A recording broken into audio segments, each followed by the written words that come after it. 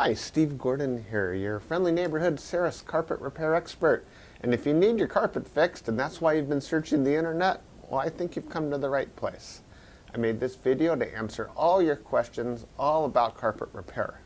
Now, if you need more help after you watch my video, well, feel free to give us a call here and we'll be happy to take your call and answer all your questions. And then if you'd like us to come out and fix your carpet, we'll just be thrilled to do that for you as well. So again, I'm Steve Gordon. I hope to hear from you soon, so please call. Meanwhile, I hope you enjoyed learning all about carpet repair.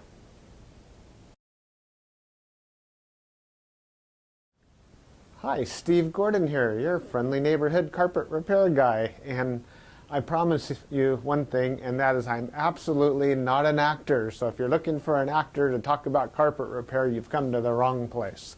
But if you want to know about carpet repair, whether it be carpet stretching, patching, Berber carpet repair, commercial carpet repair, transitions between your carpet and a floor, maybe your stairs need repaired, a seam could need repaired, or a few other things, well, in that case, you have come to the right place because I'm going to talk to you about that, and I'm going to try to answer as many of your most frequently asked questions as possible. And before I get to that, I am going to talk to you a little bit about our guarantee, how to get an estimate, the bid, and a couple other details. So I hope you enjoy my recording, and please be patient with me because I don't have a script. I've got a dozen notes here to go off of, and it's just going to be right off the top of my head, and try to really just answer all the questions I can ahead of time so that you have a little bit of education when you call us, and I certainly hope you do. So first, I'd like to talk about the guarantee. When you call us, you're going to get a 100% unlimited, unconditional lifetime labor guarantee. And what I mean by that is that either you or your carpet or both are going to be completely, absolutely, and thoroughly worn out before you ever have to pay to have that carpet fixed again. So again, 100% unlimited, unconditional lifetime labor guarantee, that's forever. How you get your estimate in the first place is after you watch this recording, give us a call here at the office, and we're going to give you something like a phone guesstimate. We'll give you an idea of what you might expect to pay. We might tell you something like between $150 and $300, or we might say between $200 and $400, or something like that. We're not going to know exactly, or even not even all that close, how much it's going to cost to have us fix your carpet for you. So if you feel like we're in the right sort of price range, then we're going to schedule an appointment to come on out and actually give you an absolutely free, no obligation bid. At that point, if you feel the bid is fair, and I'm sure you will because it's our business model to give you a fair price so that we could do the job right then and there all in one trip. We would really love to just do it in one trip. Now, I understand that sometimes you need to get a bid on one trip and then come back at a different time, have us come back at a different time to actually do the work. But by and large, it's normally best to just get it all done all in one trip, and that's how we'll give you the best price as well. After all, driving out to your place once is going to be less expensive for both of us than it would be to drive out to your place 2 or more times. Now, another thing about the absolutely free, no obligation bid is at that point, we're going to actually have an opportunity to see the work. We're going to see exactly what needs to be done because you see, when you call us on the phone, even though you think you've explained the situation thoroughly, it's very likely that either myself or one of my assistants here that helps me answer the phone won't really understand exactly what we're dealing with until we actually see it. And so that's why we really do want to come out and give you a bid in person. And by the way, if you don't like the bid, if you don't think it's fair, we're going to walk away absolutely empty-handed, and that makes us sad. So sad, because we want to be out there, we want to fix your problem and put a check in our pocket and go off to the next one. After all, this is what we do for a living. This is how we feed our families. Speaking about money, please don't pay cash. We would really prefer that you pay with a check made out to Creative Carpet Repair, or use a credit card. You can call in the office with a credit card. So cash, it's against the agreement I made with all my contractors. Now, If you work with me directly, if I'm the actual contractor that shows up to your house and you want to pay me cash, I'm happy to take it. But for any other contractor throughout my entire company, please don't pay cash. Now, I want to talk a little bit about the carpet repairs. I've got a little bit of housekeeping out of the way. Let's talk about carpet stretching. Most people wonder why their carpet is all rippled up. So if you look out at your carpet and you see more waves than the ocean, or it's more rippled up than you can believe, and there's peaks and valleys in your carpet and you're getting seasick just looking at it, or if it's a trip hazard, there's a real good chance that your carpet was never stretched in tight enough to begin with. You see, whoever stretched your carpet the first time around more than likely didn't use a power stretcher. Now what a power stretcher is a pole that it butts up against one wall on one side of the room, and this pole runs all the way across the room to a head that's on the other side. And when we push down on this handle, the carpet gets stretched, and it gets stretched so tight that we have no doubt at all that we're going to be able to live up to that unlimited, unconditional lifetime waiver guarantee. That carpet will never ripple up again. You have my absolute word of honor on that. And if I'm wrong, we'll do it again for no charge at all. When we stretch carpet in a room, it's always best to have the room completely empty. We can empty the furniture out of the room for you if that's what you need, but more often than not, the customer will want to get as much as possible out of the way. Now, don't strain yourself. Don't go moving a giant king-size bed or a dresser that weighs, more than 10 elephants. That's not cool. We have special tools. We have these sliders that we can put underneath the legs of the furniture. So even if your dresser weighs a couple hundred pounds and it's harder than heck to move, we get those sliders underneath there and we can move that stuff around if that's what we need to do. So don't strain yourself moving the furniture. Also, if you have a king-size bed and it's just completely unreasonable for whatever reason to move that bed, quite often we could stretch the carpet in that room without moving the bed. It's a lot more work. Those poles that I spoke about, they go actually underneath the bed, so we stretch the carpet right underneath the bed to the other wall. And it's a lot harder. It takes us a lot more time and effort, but it can be done. So that's a little bit about carpet stretching. We use a power stretcher. We don't just kick it in with our little Susie Homemaker little knee kicker, and it leaves a little bit of extra carpet at the end. We cut off that excess, and you'll see how much carpet we cut off when we're done. We throw it in a bag, and we tuck in the carpet along the edge, and boy, life is good. It looks so much better. One thing that you might be aware of when we finish, though, is if you had large ripples, the carpet could be soiled along the top ridge of those ripples more than at the valleys, and that makes sense. Where you're walking, that's where it's going to get more dirt. So after you stretch the carpet, is a real good time to have the carpet cleaned. Also, the carpet's out of the room. And the furniture is out of the room, and it's just a great time to clean the carpet. It looks a lot better at that point. Mind you, like I said, this is unscripted, so I'm just going to talk to you about carpet repair. Now let's talk about Berber carpet repair for a minute. Berber carpet repair has rows. Well, Berber carpet has rows.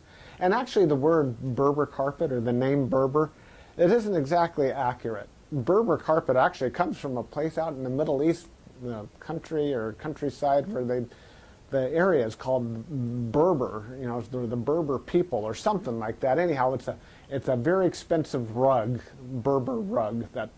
That's the actual meaning of the word Berber rug. The Berber carpets that we find today are very similar. There's loops and there's rows, and if you pull on one of those loops or rows becomes unglued somehow, it can make a run, what we call a Berber run. So when you pull on that thread, it's like it's unzipping right in front of you. It's like, oh my gosh, what has happened? I've got this zipper run going all the way across the room. Now your higher end Berber carpet, that doesn't likely happen. It almost never does. But the lower end, middle of the road and lower end Berber carpet runs all the time. So when we fix a Berber carpet, what we're going to want to do is take out the bad area and patch a new piece in there. Sometimes we could actually weave a little bit of some new loops right into the place where that carpet has come unfurled. But more than likely, we're going to want to put in a Berber patch in that area. One reason that Berber comes apart at the seams is because the carpet was never sealed at the seams well enough to begin with. Your carpet installer that originally installed that carpet was supposed to use a latex sealer or even a glue gun or something to seal the edges of the carpet. Now, if they don't seal the edges of the carpet, that's one reason that Berber carpet is just going to unfurl like crazy. So when we put in a patch or fix a Berber carpet, that area gets sealed. Now, we give the unlimited, unconditional lifetime waiver guarantee on Berber carpet as well. But mind you, just because, let's say you have a 12-foot seam and we fix 3 feet of it, that's the part that we guarantee. The rest of the seam we're not going to touch. And you may have a problem with that in the future. And that's certainly not our business to cover something we've never actually worked on before. Now, after Berber carpet patching, I'll just talk about carpet patching in general. And this includes the Berber. When you call us to have your carpet patched, the first thing that we're going to ask you is if you have any extra carpet to do the patch with. If the answer is yes, well, we're golden. We're ready to do the job. If you say no, you don't have any extra carpet to do the patch with, we'll ask, well, can we take the carpet from a closet or maybe even from underneath a piece of furniture? Because what we can do is we can take a piece of carpet from a closet and patch it right into your damaged area. And it usually works out really well. Most people would rather have a piece of carpet missing out of their closet than have a terrible, nasty area in the middle of their room where they'll see it all the time. After all, inside the closet, you usually have that covered up with shoes and old photographs and baseball bats and everything you've ever collected in your life. More about carpet patching is if you don't have the carpet to do the patch, there's really nothing I can do to help you. So you're going to need to find that carpet to do the patch with before you bother having us come out there, because if we don't have the carpet to do the patch, we're stuck. Our hands are really tied. There's nothing we can do. Now, you're probably wondering how the patch is going to look when we're finished. It's real hard to say, especially in a recording like this. So just between you and me and a million of our closest friends here watching this recording through time, that patch is likely to be visible. You see, if you take a piece of carpet that's never been walked on, it's never been soiled, it's never seen the light from the window coming in so it hasn't faded out, and you take that brand new looking type of carpet or piece of carpet and patch it in to an area that has been worn, it has been soiled, it has been faded out by the sunlight, well, certainly you're going to see the difference between the new carpet and the older carpet because it's patched right in the middle there. Certainly it's going to look a lot better than the situation you probably have right now, but patches are visible. Another reason a patch might be visible would be because, well, thick carpet, thick nap or plush carpet hides the seams quite well. A short nap carpet, like a Berber carpet, for example, or any of the commercial type carpets, they're very short nap. They show the seams far more. Another thing is that the rows have something to do with it. When we cut a carpet in the same direction as the row of the carpet, well, those seams are by and large less visible than the seams that we cut that cross the rows. When we cross the row, well, it's unavoidable to do that if that's what we have to do to make a patch. And those seams stand out a little bit more than the ones that go along with the rows. So carpet patching, that's what we specialize in. We could absolutely do that for you. Have the carpet available for us, and we also back up our patches forever, just like everything else, just forever and ever and ever. That patch will never come up. After patching, well, we could talk a little bit about pet damage also when we talk about patching. If you have an animal, a dog or a cat, or I've even seen where it's been a bunny or a few other animals that have actually gotten locked behind a closed door. What'll happen is they'll get that separation anxiety and they'll try to dig their way out and they'll just rip the heck out of the carpet. That's one of the main reasons we'll do carpet patching. If that's the case, well, certainly it's just like any other patch. You supply the carpet, we'll put it in. However, if that animal didn't tear up the carpet, if they actually urinated on the carpet, there's a whole other thing we can do about that, and I'm going to need your help for that. what we'll do is we're going to ask you to go to the pet store or go online and buy twice as much of a product as you think you're going to need, maybe 4 times as much, to actually kill the odor. Now, the product I'm talking about is actually an enzyme, and what we'll do is we'll pull back the carpet, we'll remove the padding, clean the floor, and you'll pour this enzyme onto the floors underneath it all. And that enzyme will eat up all the proteins that contribute to the smell of the urine in your carpet. Then we'll put in new padding, and you'll pour that enzyme cleaner all over the backing of the carpet as well at that time. I'll reinstall the carpet, and then one more time we'll use that cleaner and we'll just soak that area of the carpet with that enzyme one more time. And that's likely to kill the scent altogether. That smell should be completely gone. If not, it's probably because your animal found another place that you don't even know about, and I'm sorry about that. There's nothing we could do about your animal. Now that we've spoken about pet damage, I like to talk about carpet to floor transitions. A lot of people call us because they've put in a new floor. Maybe it's a tile or a wood floor, and their carpet now needs to be finished along that edge. More often than not, we don't need to put in any kind of metal there. There's a lot of different types of situations where you do want a metal. If you have an apartment building and you want the carpet to last a long time between the carpet and, say, for example, a linoleum floor, we could put some metal there. There are flat metals. They're the type of metals that they're called, I've called them beat-down metals before. I'm not sure exactly what they're called. Beat-down metals, they're golden, they're silver, and the carpet goes right in there and it gets hammered down. Gives a nice clean edge, and it protects the edge of the carpet for a very long time. But if you're like most homeowners, that's not why you're calling us for a transition. You're calling for the transition because you just put in a nice marble or travertine floor, or maybe a wood floor. And so what we'll do with that is we're going to pull back the carpet and put in a new tack strip right up alongside that floor. Now that floor is going to be holding the place as if it were a wall. So here's your floor, here's your tack strip right in front of it. We're going to pull the carpet over that tack strip and tuck it in right there. So all you're going to see is a nice smooth transition between the carpet and the floor. Now, many times when you put in a new floor, it's important to put in some work into the subfloor underneath, and that might include using hardy backer or some other type of material that raises the floor up even higher than it would have been. So let's just say, for example, you've got a 1/2 inch new tile and another 1/4 inch of underneath there of a hardy backer, or it could even be more. It could be 3/4 of an inch altogether, or even more, that is higher than the carpet. That's extreme. It's usually not that high, but let's just say it is. If we just bring the carpet up and end it right there, well, you're going to stub your toe against that thing. You're going to be cursing to holy high heaven every time you do that. It's just not fun at all. Trust me, it's not. You'll understand if you ever do that. What we're going to want to do in that case is one of 2 different solutions. We're going to do 1 of 2 solutions.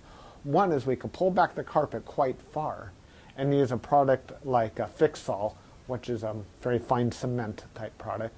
And we're going to feather in a nice ramped area, so we raise the level of the floor slowly up to meet it.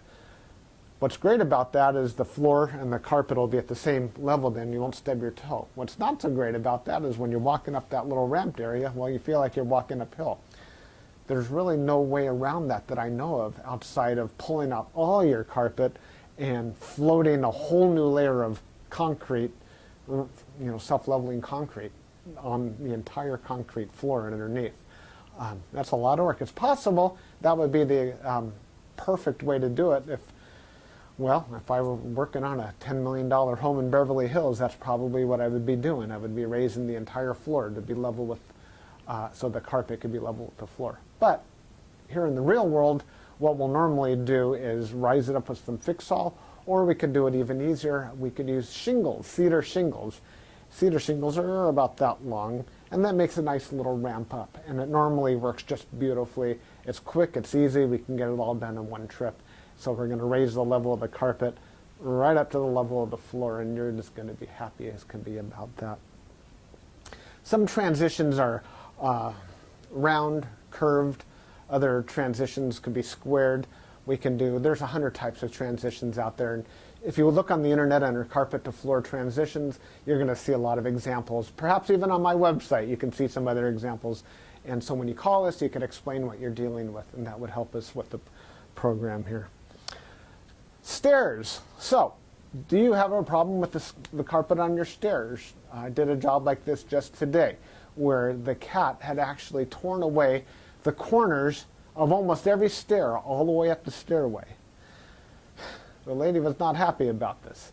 My solution to this was that, well, first of all, I asked her, do you have any extra carpet? And the answer was yes. You can take the carpet out of a closet. And I told her, well, you're going to have carpet missing out of a closet. And she said, well, that's fine. You can put this carpet in the closet. So she had something that didn't match at all. And she didn't mind because, well, she just didn't care that the carpet in the closet didn't match halfway through. So I took the carpet out of the closet, and the first thing I did is I completely replaced the first two stairs, because after all, the first stair or two wears out faster than everything else anyhow, and those first two stairs were pretty trashed. Instead of just fixing the little corners, just replace the entire stair if you can. It'll make a world of difference to have something new there. With all the rest of the stairs, I just did these little bitty patches all the way up one side and all the way down the other, and it was just beautiful. I think it gave her probably another 10 years of life to her carpet to fix those stairs.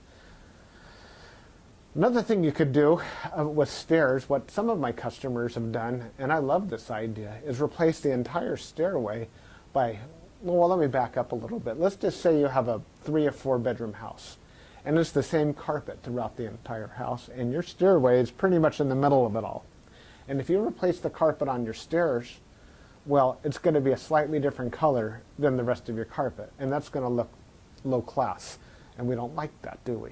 No, we don't. What I would suggest in that case is that we take the smallest room in the house, maybe a small bedroom or nursery, and pull the carpet out completely from the smallest room in the house and buy new carpet for that room.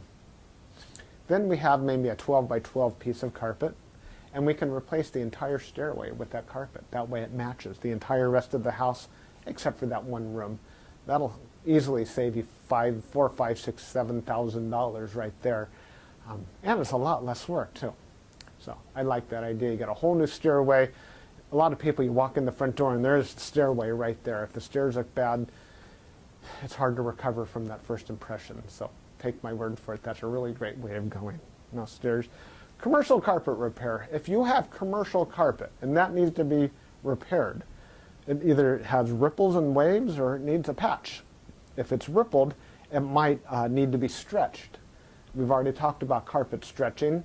On the other hand, it might have a different issue. It could be your commercial carpet was glued down to concrete to begin with. If that's the case, what we do is we actually take a knife and we just cut right down the middle of those ripples, cut right down those bubbles, and we will re-glue the carpet right underneath there and smush it all down, and believe it or not, those bubbles are going to be completely gone. They might be completely invisible when we're finished. You won't even see where we cut it, because where we cut it is exactly where we put it back together. The carpet will be nice and tacky before we push it back down. It's a great solution. But if the carpet needs to be stretched, well, we have to get the power stretcher out, and we'll fix it up that way. Now, if your carpet in your commercial building, say you have an office, is because, let's just say that you removed a wall between two rooms. If that's the case, you may have a strip of carpet that's missing. It's always a great idea to just get a completely different color. So if you have blue commercial carpet, go get a piece of red or black. Just something completely different, because a patch going all the way down through the middle of the room that's just a little bit off, it looks low class again. But if we put a strip of red down the room, or burgundy or black, people walk in and they go, oh yeah, these people have got some class. They got a decorative idea. So that's just my opinion. Use a completely different color if it's something goes all the way across the room. Now if it's just a patch, a small patch for whatever reason, and you have a little extra carpet, we can always patch it in with whatever you have. Seam repair. Good news and bad news. The good news about seam repair is that we can make your carpet so the seam doesn't keep getting worse. The bad news is that if it looks bad now, it's probably not going to ever look good again, regardless of what we do to it. Seams have to be done properly the first time. You see, when we seam a carpet together before it's installed, we'll use a straight edge and we'll cut down both sides of the carpet, and then we're going to seal the carpet on both edges, and then we're going to seam it together, and it'll be perfect. When it's completely cooled down, then we stretch it in. If we go back and try to open up the seam and cut that carpet off and try to bring it together, the chances of it ever looking better are right around 0. So I'm sorry to tell you that your seam repair, we can make it possibly look a little bit better. We can make it stop getting worse. We can make it not be a trip hazard any longer. But don't have your expectations too high when it comes to seam repair. The last thing I want to talk about is flood damage. Now, if you're watching this right now and you've got a flooded out carpet, you are in a world of hurt, and I'm sorry. The first thing I would do if I were you is probably have about 3 fingers of scotch. And then I would go ahead and get an extractor, like a hot water extractor. You can rent them at the just about any rental yard, and just start extracting all the water. Pull back the carpet, get rid of all the padding that's underneath your carpet. Rent a couple of blowers, or as many blowers as you need, and these things, they kind of look like a snail. As a matter of fact, that's their nickname in the field. We call them a snail. And they're shaped like that, and boy do they ever blow. And you can blow dry the whole underneath of your carpet. Set it up and get the carpet completely dry. At that stage, that's when you call us, and we can supply new padding, put a new pad, reinstall your carpet, clean the carpet for you if you're in an area that we do carpet cleaning, and life is good. You can put your furniture back and you'll be happy again. You don't have to do it yourself. If you want to call a company, even ours, depending on your area, can do that extraction for you as well. Now, if it's really flooded, I mean, seriously, like you're ankle deep in water, don't even bother. It's beyond almost everybody's ability. That means that your baseboards are all going to be all wet.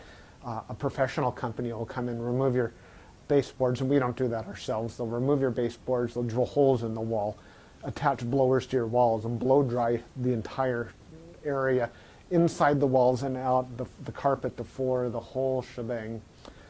And then we can come in and put the carpet back down at that point. So I hope that I've answered your questions. If you have any additional questions, now that you've heard me talk for the last I don't know how long, feel free to call me here at the office. I would be just tickled pink to hear from you. If I'm not here, one of my assistants, whoever answers the phone, will be well trained and will be able to answer any questions that you have about carpet repair. And then at that point, we'll be absolutely positively honored if you would have us just come on out to your place and fix your carpet for you. And that's all I have to say. Again, I'm Steve Gordon, and I promised I wasn't an actor, and by now you believe it. I'm a carpet repair guy, and I'll be looking forward to hearing from you, so please call me. Thanks. Bye-bye.